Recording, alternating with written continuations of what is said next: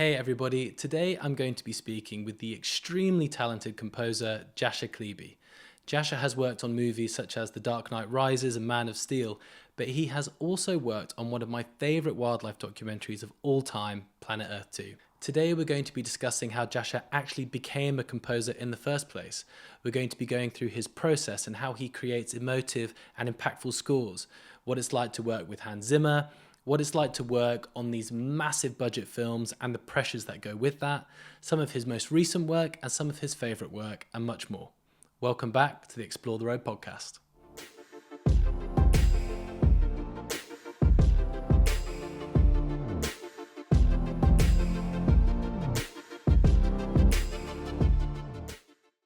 So growing up, I'm right in thinking you were always surrounded by music. I was, yes. My grandparents owned an opera house in my hometown of Petaluma. And so going to grandma's house meant going to a theater and running around on a stage.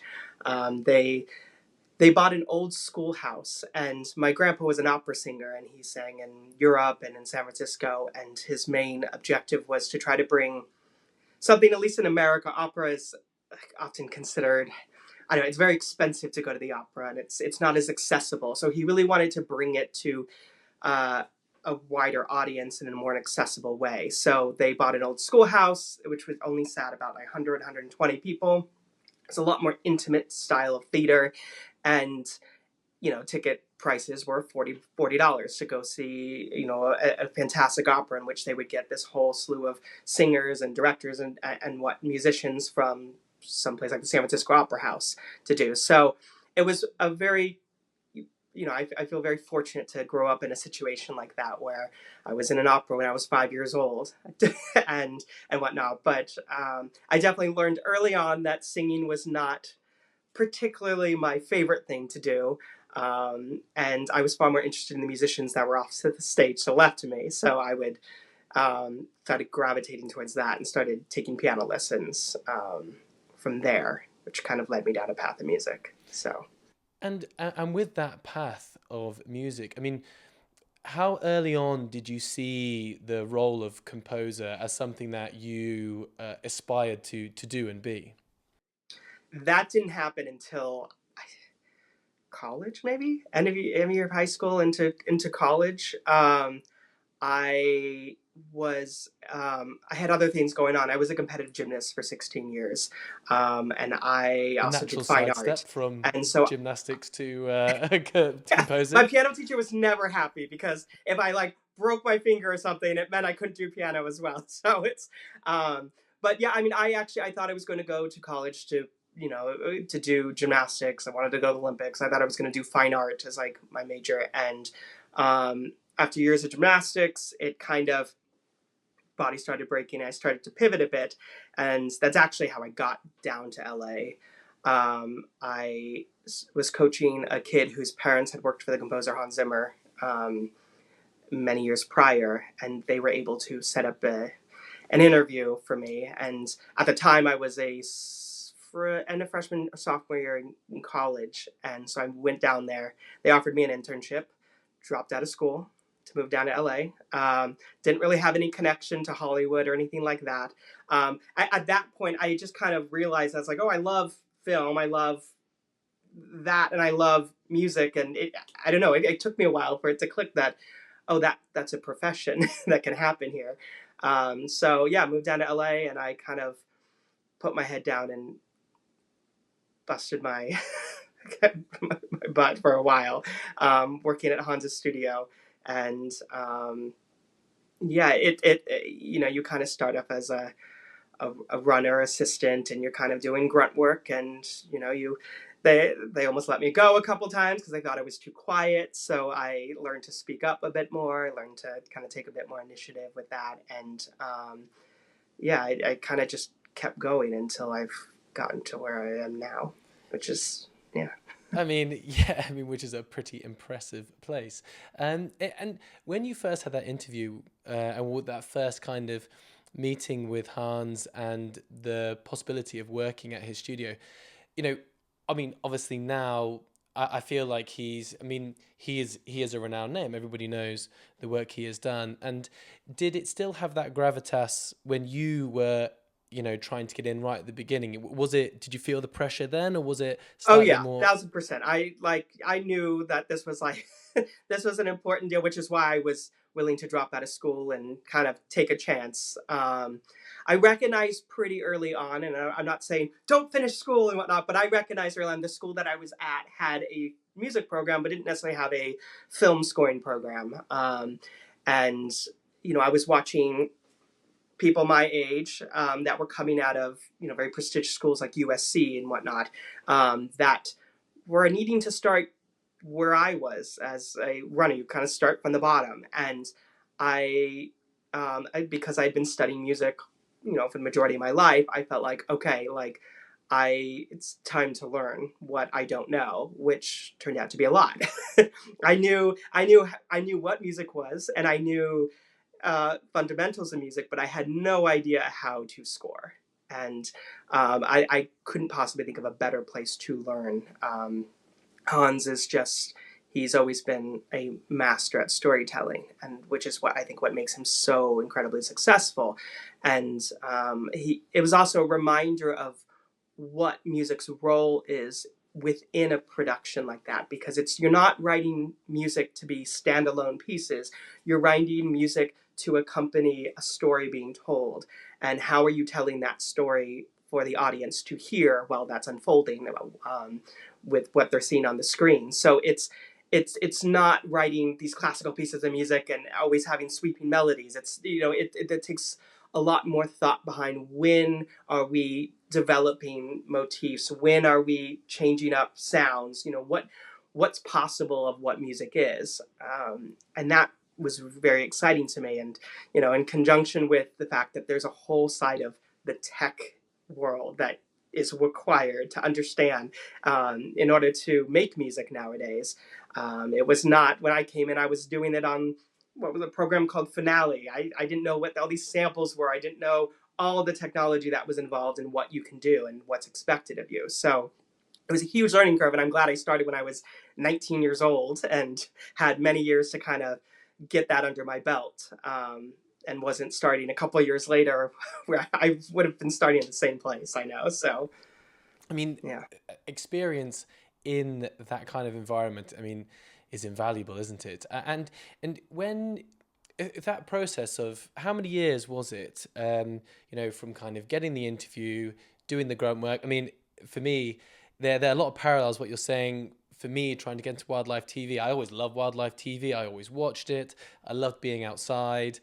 And then it wasn't until I was actually within the realms, behind the scenes of making wildlife TV, I was like, oh wow, they do that, and they do that, and they do that. I want to be a part of that whole kind of Yeah. process. And for me, that was 5, 6, 7 years, figuring that out. How long was it before you went from doing the grunt work to actually realizing that dream and getting a little bit of responsibility in the studio?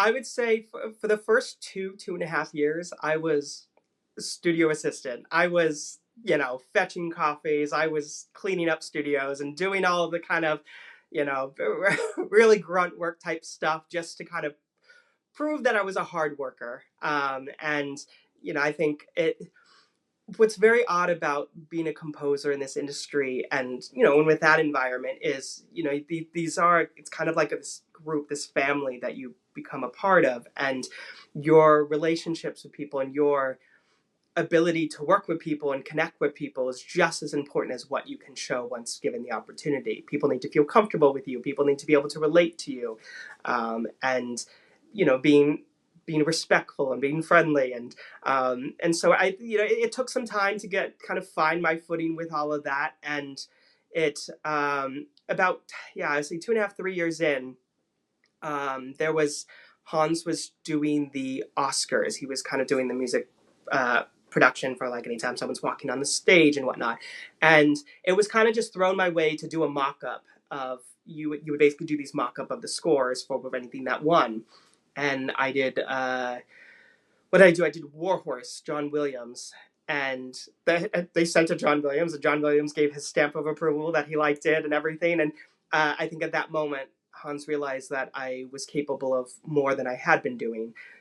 So then I kind of took the reins, and I was given huge responsibility of kind of mocking up a lot of the scores that went on. He put me on the spot when we were recording. He said, "Get out there and go play piano." And thank goodness I had those years of piano experience. He even told me so. He said, "Thank your mother for taking those lessons," because I was able to do that as well. And then I performed piano at the show, and I was the piano player for that. And that, I think, set me off where, following that, Hans gave me a studio at Remote Control, and Dark Knight Rises was the first film I wrote on. And that was a surreal experience, because I think I had seen Dark Knight, the previous film, 8 times in the theaters or something ridiculous. And so to be handed the opportunity to work on the next one was mind-boggling. And yeah, so it took, I'd say, probably 3-4 years before I was given some opportunities. And since then, I learn every day. I'm constantly changing how I think about storytelling, how I think about music, and wanting to constantly reinvent how I approach a scene. And so I don't. I think I'm still very much on my way. I'm trying to figure out what's next and how to do better at what I do. Well, it's so interesting because the diversification of what you have worked on is vast, and you know, and for me, my wildlife filmmaking background, Planet Earth 2 is one of those documentaries which, for me, it's a timeless series. And obviously you've worked on many other series which I'll bring up later on, but that, for me, is one of those ones which will always stay with me. I actually listen to that score when I'm writing anything now for future series. My current production I'm working on right now, if I have to do a storyboard or do some script writing, I put on Planet Earth 2 in the background, and that plays, and that kind of gets me in that zone. And how does the pressure relate to working on something like The Dark Knight Rises, to then going and doing something completely different like Planet Earth 2? Do you feel greater pressure with the larger movie, or how does that feel? It was a much different pressure. So when I was working on Dark Knight Rises, I was amongst a team of people that was an additional writer on that. And so, Hans was leading the charge. He had the themes, the sound kind of laid out for us to follow. With Planet Earth 2, it was a blank slate of Jacob and I and Hans of approaching the series. And I still remember being called in because we pitched for the project and getting the call that we got it. And I was like, wanted to fall to the floor. I was so excited. I loved the original series. Um, I love being outside. For someone who's a composer who spends their time in the studio, I love being outside. I love being out in nature, and I have such an appreciation for the people involved in bringing those productions to people sitting on their couches watching these. And it, that I felt an enormous sense of the other series was the previous first Planet Earth series was such a monumental series and had a fantastic huge orchestral score to it. And the moment we saw footage, it was kind of like, okay, this doesn't quite look the same. This is something new. There's been a big jump in technology. They've made a lot of advancements since then. And so I think we felt like a score needed to match that and showcase that while still giving what everyone wants with this big sweeping epic type feel to it. And we were very nervous going in, but also I think just Jacob and I were so excited and hungry to be a part of something like this that we didn't sleep. We gave it everything we had to kind of pour our hearts and minds and souls into creating something that hopefully was worthy of what we'd see on the screen. So it's a very dear product to my heart and will always be because of just it felt so important in the moment, and it was so rewarding to see how many people watched it afterwards and how many people connected with it, because I mean, that's always the heartbreaking thing about this industry at times, when you can work on something for so long and maybe it doesn't quite get the release and reception that you all hope for. And so it's always, it's so gratifying and fulfilling, and you recognize you can't take these things for granted, in hindsight, when those things happen and they are out in the world, and people really appreciate them, because it doesn't always happen when you work on something. So yes, that was a very special project for sure.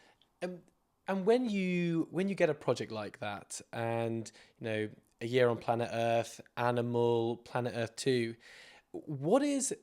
how does a process like that begin when you're trying to write a score to something like that? Is it, do you get given complete episodes and then you're grasping at what you think is the right feel for that music, or how does it begin? We're usually given scenes to start looking at, with the idea of this is kind of what each episode is going to be about. And I mean, that's what is can be tricky about working on a documentary too, because if there isn't necessarily a straightforward narrative, these often are like little vignettes telling a full picture. They can be switched around all over the place. You don't know exactly where that scene might unfold and whatnot. So you're kind of really focused on these little worlds that are being created in those moments, while looking at the bigger scope of, well, what is the overall sound of the series? What is the overall sound of this episode, if you're making a different, unique sound for each episode within a cohesive score? So it's a daunting process at start, and I think, having now worked on several nature programs, it almost becomes more and more challenging each time, because I never want to do the same thing twice. I never want to repeat myself. And I think when it came to our Planet Earth 2, it was, I remember our initial approach was just, it felt so immersive, and it felt so, you just felt like you were there with these animals, that we wanted to make it feel like you were there, whether it was, taking sounds that were from that environment and using them as instrumentation. And so going from there, then doing another one like Animal was all about, how can we do a really fun, edgy score. And so that was a very synth heavy score. And that was fun, because we kind of turned away from doing kind of big sweeping epic, because it was really focused on these kind of individual animals. Something like A Year on Planet Earth, the approach was, I wanted it to just kind of be this really colorful tapestry of sounds. And I mean, having said earlier that I didn't enjoy singing as much, I actually sang a lot on that score, doing a bunch of the vocal techniques and whatnot, and also being very percussive heavy with that, to kind of just create these little, I don't know, clustered, colorful textures. Something with Our Planet 2 was led a lot by a choir, and we wanted to do, because that had a lot of presence of how humans are impacting these environments, these migrations of these animals. So we wanted to incorporate that. We also used organs in that. So it's kind of like with each program, I'll look at a scene and go, all right, how do I flip this on his head and go left with it and do something that I haven't done? Because once you've scored a penguin a couple times, what are you going to do this time to make that penguin sound different?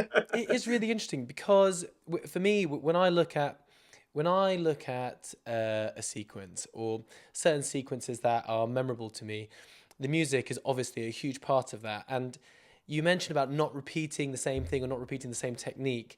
When I think about a world of bioluminescence and that scene in the jungle where you've got all those mushrooms, alien style things, and it's quite enchanting, and then you've got kind of the flooding scene in the deserts episode where you've got the water streaming over that cliff, and you've got all the brass and the percussion in there. It seems quite powerful. Is Are there things you're like, oh, that particular instrument gives me that sort of feeling, therefore it can be a go-to for a certain type of scene? Or do you specifically, as you were saying, try and avoid that? Or is it unavoidable sometimes? I think it's tricky, because there is, I think we have been ingrained in our minds of these certain kind of tropes and instrumentation that often get associated with these moments. I don't even know how it happens. It's just kind of, we I think it gets done once and it feels really good. And so It could also be a process of, there's temp music going in that might be temped that way, and your producers can fall in love with the temp, and so it can be hard to kind of switch that up and change their minds. Yeah, I mean, I think that is the challenge, and I having like I said, having just worked on these now several times, that I think being conscious of how many of programs have come out now since that, I think it is my responsibility from my end to give something new and fresh that gives that particular series its own identity musically.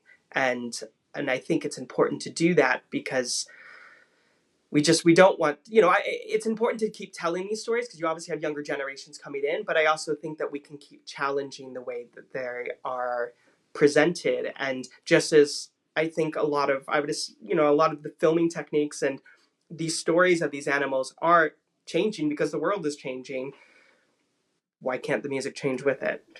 Absolutely. So Absolutely. I mean, do you feel like, I mean, temp music's interesting. I mean, I've read certain things, some composers hate it, some don't mind it, because as you said, producers can lock onto a particular sound or feeling. Have you ever had it where you've had to go in and say, listen, this is just not, I think it's got to go this way? yes, but I don't think I usually say it. I usually do it first and then see what happens. And I also, music's a very funny thing with that because you cannot tell someone this is why this is good and you should like it. Either they do or they don't. And it's a feeling. And you know very quickly if they are feeling it or not. And sometimes they're very nice about it. They're like, yeah, and they try to like explain like why it might not be working for them. And I'm usually very it's like, right, let's, if I'm gathering that it's just we need to bin it, just bin it and move on. And it can be heartbreaking at times because you spend a lot of time. I don't know if people quite realize that you could spend days on 30 seconds of music, and it could be the hardest thing you ever write, and it doesn't really matter if it doesn't work. And there's many times when I have felt very strongly about, oh, this is working, this is great, and the directors, producers don't agree. We toss it, do something new, and they were right for sure. So you have to trust the people you're working with, and just as much as I hope that they put trust in me as a composer as well, that if I have something to say musically, that they're open to it in the beginning, and we might be able to challenge each other in that. And Our Planet 2 was a good example of this, where early on, one of the examples of something we were challenged with was, can we not do percussion for like chase sequences and whatnot? And that was difficult to start, but it proved to be very exciting, and which actually led us down this path of, well, what else can do rhythmic things that isn't percussion? An organ can.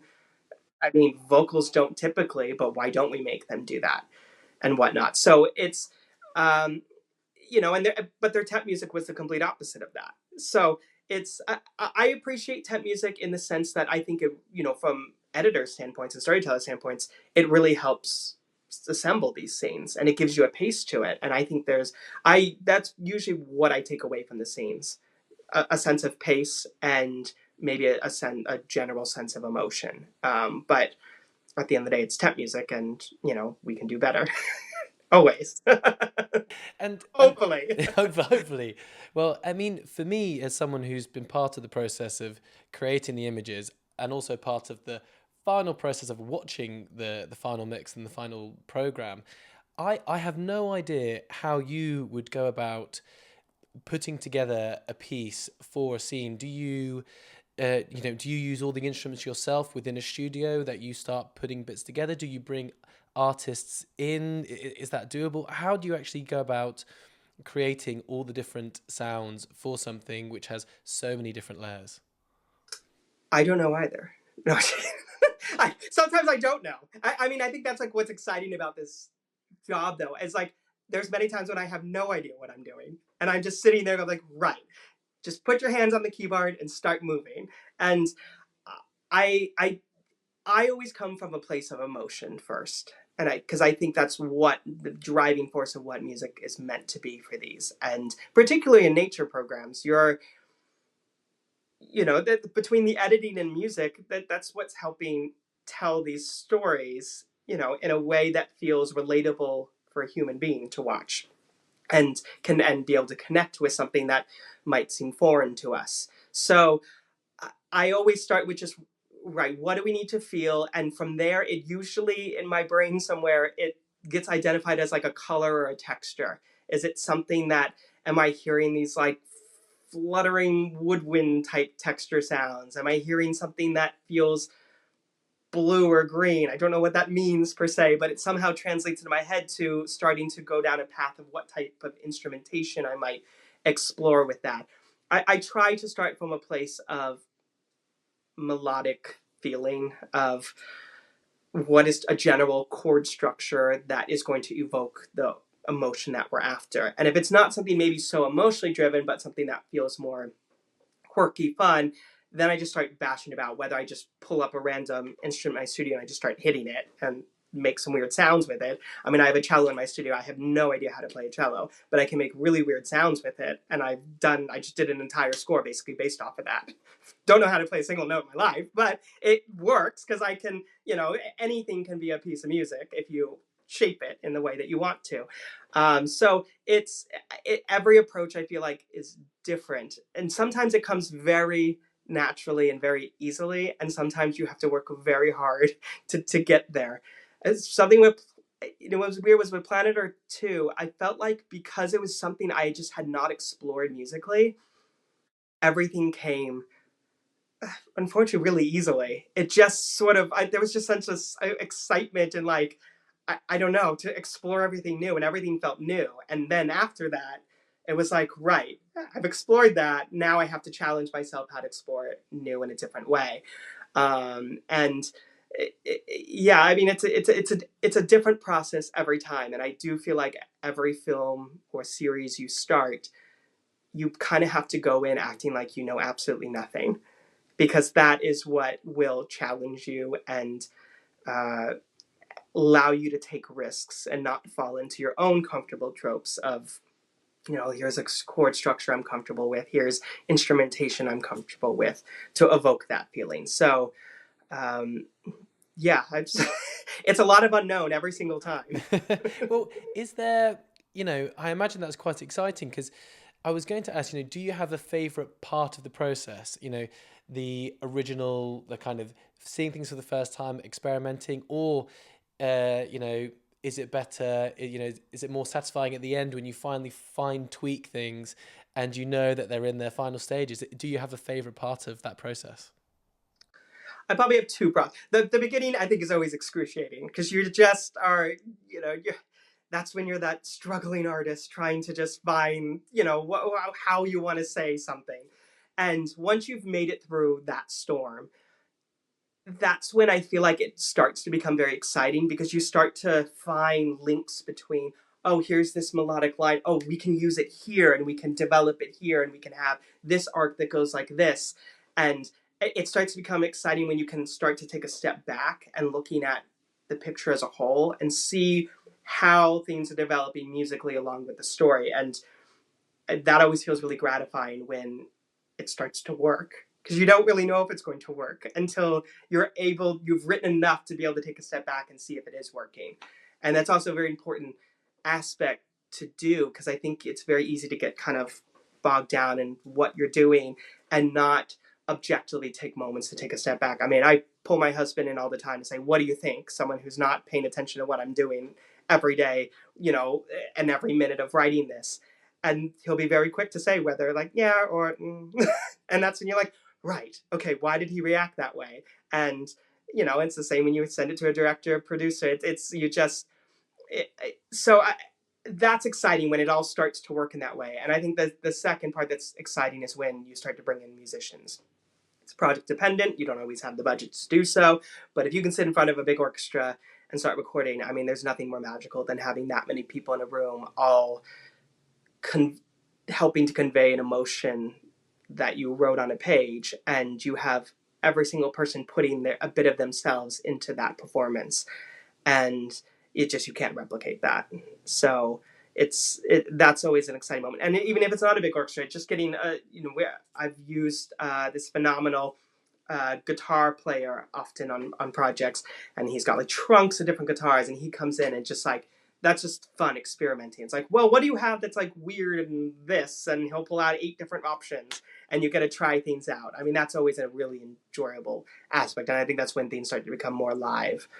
And I think as a whole, it's more the collaborative process. I think that's what I get the most excited about, because you sit at home or in your studio alone with your own thoughts and feelings, trying to achieve this, and it doesn't really come to life until you're able to work with other people amongst it. When you talk about the the large recordings of lots of people, is that something which tends to happen towards the very end when things are a bit more refined, or can that be part of an earlier process on a larger scale? Is it more individual musicians on a at an earlier stage?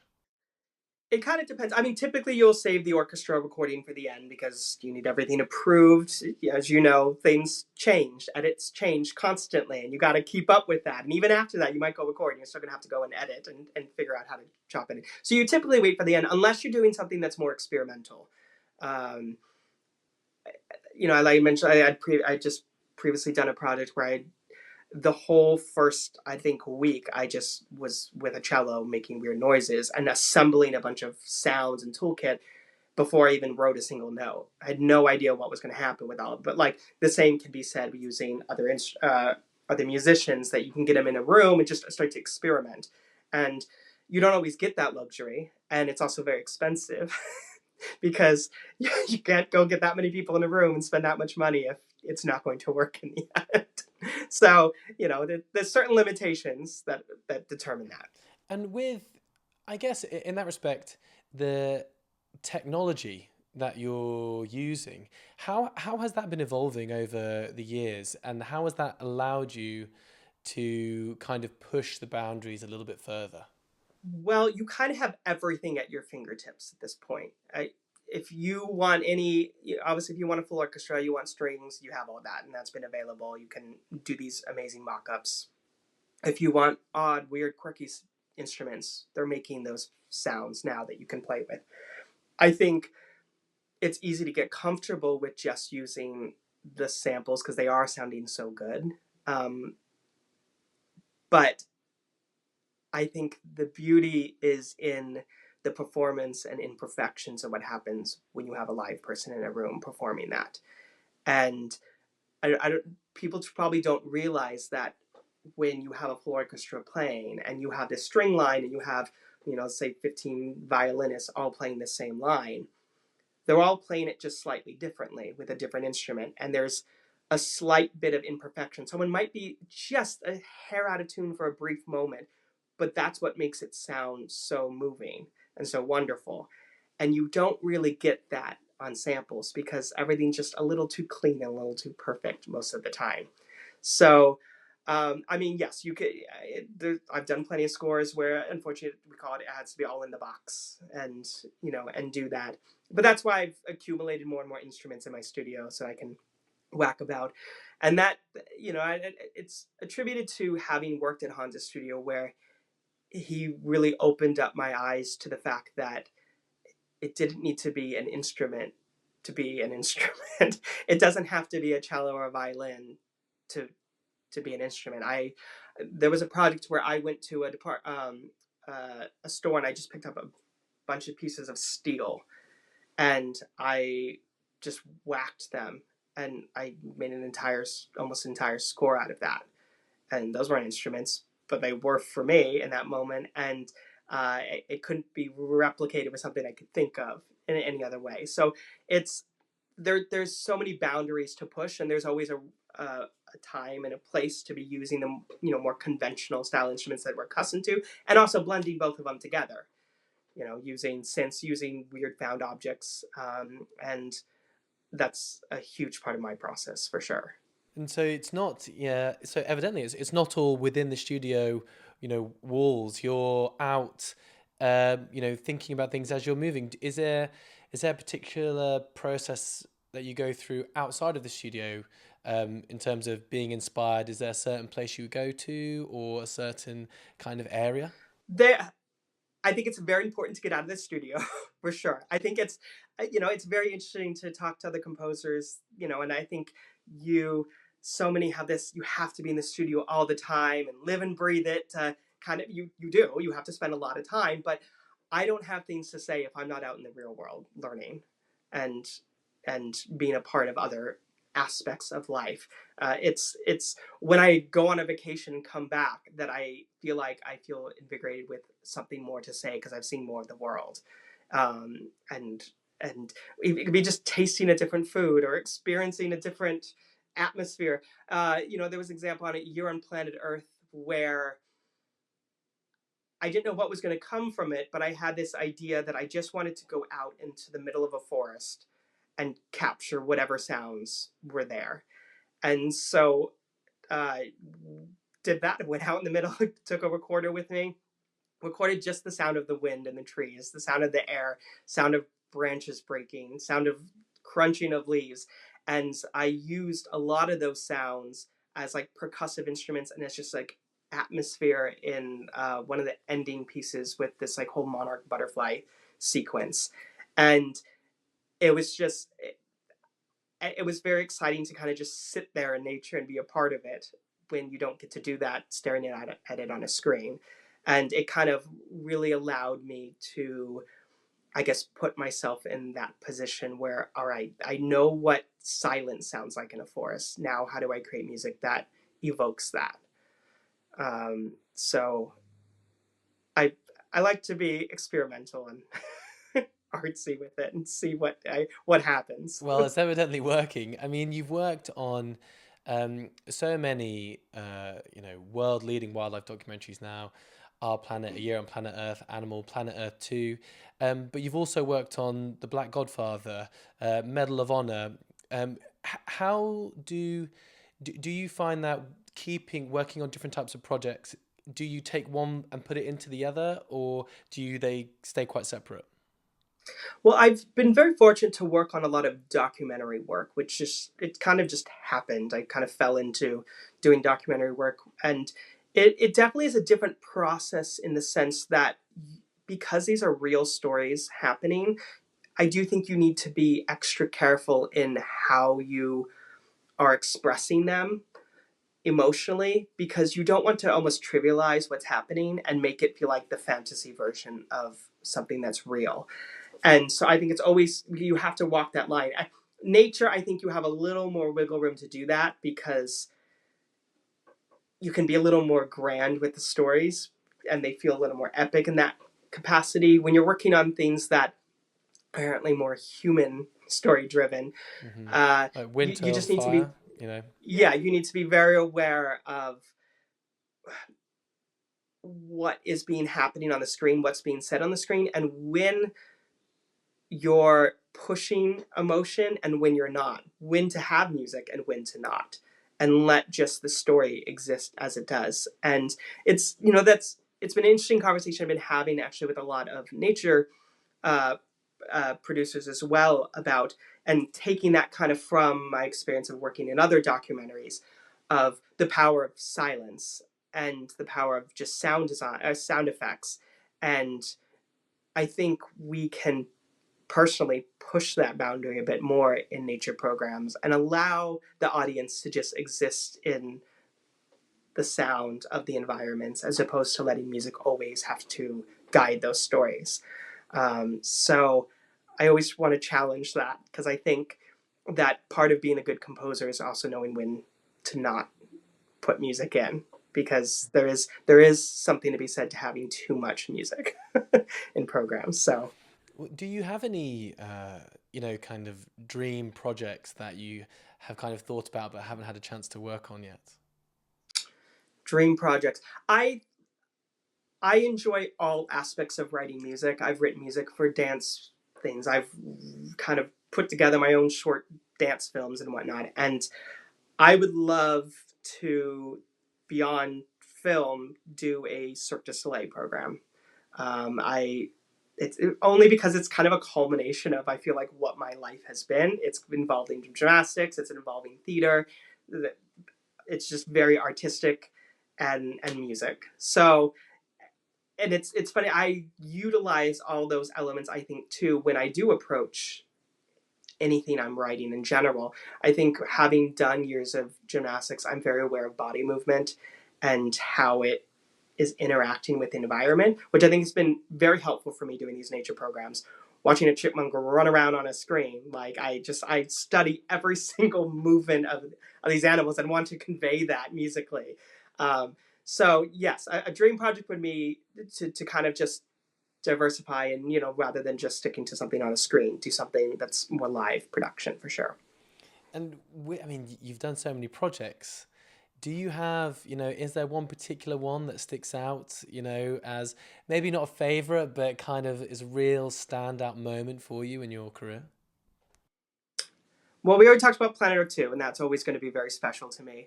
I will say that my first film I ever did on my solo was a documentary film called Winter on Fire. That unfortunately is still timely as ever, and we did that back in 2015. Um, and it was about the uprising that happened in Ukraine and the overturn of the government at the time. And we've since done a follow up film when the invasion happened in Ukraine. And we have just completed a third film now, on how children are affected by the war that's gone on. And it that film was incredibly special to me because we traveled to Ukraine. I got to meet a lot of the family members that were in the film that were been affected. And when the invasion happened, I saw all those same people that I sat there and had met and sat across a dinner table with, um, having to flee their country. And it being able to be a part of programs that are so meaningful and are so important in getting stories out there in that way, I think is why I feel so fortunate to have been a part of documentaries. And the same can obviously be said for nature programs that are, very aware of how our world is changing and the need for us to change to allow the world to still be here, when we're all gone as well. And so I think it's, they, I am in this industry because I love to tell stories and I love to evoke emotions, and I'm in this because I enjoy being a part of something that feels much bigger than me sitting in my studio writing music. That it can have an impact, the films themselves, and I can only hope to keep being part of films that do that. I mean, absolutely. That sounds incredibly. I was going to say emotionally like taxing. I can imagine doing something like that. When you're doing it, is there a different type of um, kind of, I guess, yeah, tiredness that you get from working on a project that you feel so closely to? I imagine not every single project you work on has that kind of hold upon you. How did it feel doing something like that currently at this point in time?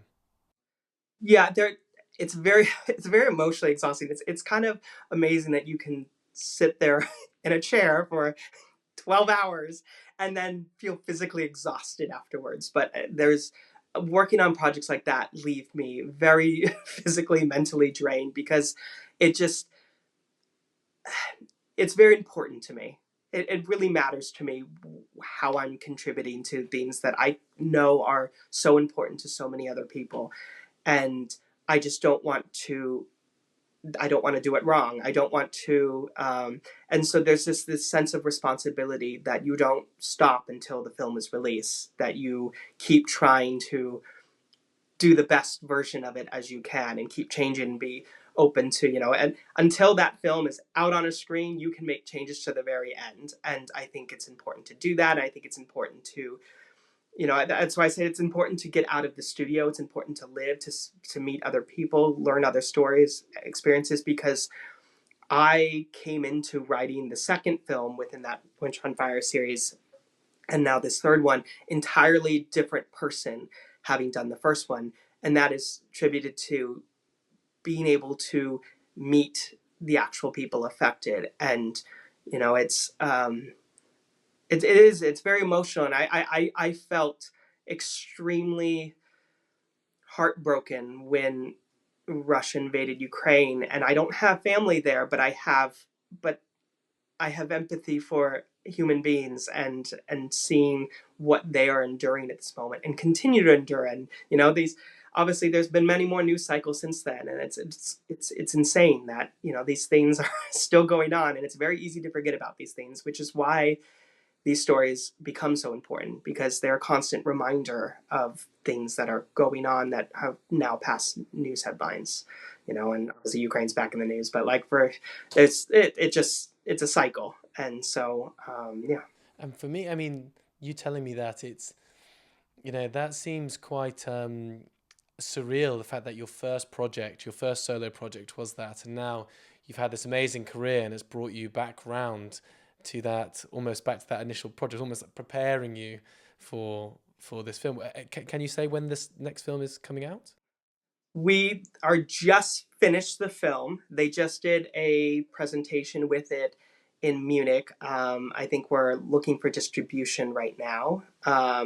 It's hard making documentaries that are controversial, because it's hard, you know, not everyone wants to touch it and put it out there. But I think, you know, I can just say that this one is extremely powerful, and a I really appreciated this one as well, because it's called Children in the Fire, and it's part of it is told through animation, which I think was a really moving approach to how to tell these stories, that of children that are, you know, caught in a war, that are, you know, literally losing limbs and things, that are telling their experiences of this.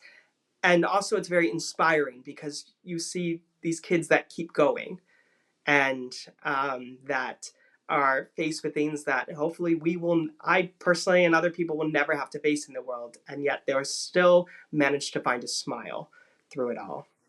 So yes, I mean, stay tuned. I know we're actively getting it out there to film festivals now, and hopefully it can be wide seen.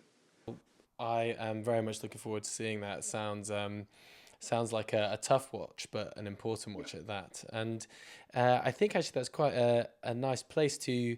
I really like to ask people if they have any advice for their younger selves. I mean, you know, a lot of people may be in music, and they may be musicians and have no idea, you know, what to do going forward. They may see roles like yours and want to achieve it. Um, do you have any advice for your younger self? You know, if you could go back 10, 15, 20 years and just say, you know, kind of give yourself a couple of words of wisdom just to live by. Yeah,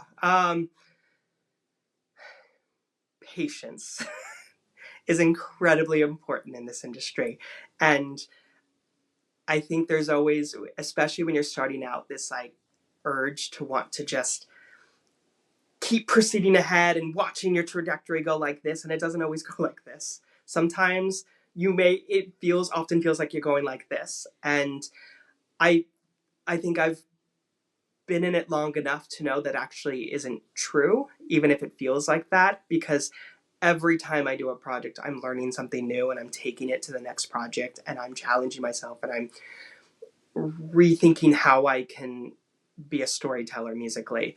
And it is a very long process, and I am glad that, you know, there's some projects that I've missed out on, that I pitched for and I didn't get. And as much as I would have loved it at the same time, I know I'm an entirely different composer than I was then, and I'm almost glad I didn't get that project, because when something like that comes along again, I think I'm going to have a much different way of telling that, and a much more unique, successful way of telling that. And so I think you just have to be willing to go along for a very long ride and a very long journey, and keep exploring, and keep working. And you know, it's filled with a lot of ups and downs, and you can have, you know, a success, and then you could have nothing, and then you can have another success and have nothing. It can be very this, you know. And um, so it's important just to enjoy those moments, but also enjoy the moments that feel a bit mundane, because use those as opportunities to just keep learning, because I think, yeah, I'll learn until I stop writing music. I'll probably have to drop dead at that point. So, Oh no, that's wicked. Thank you so much for your time. well, It's been thank you. absolutely fascinating talking to you. And yeah, thanks again. Well, thank you for having me.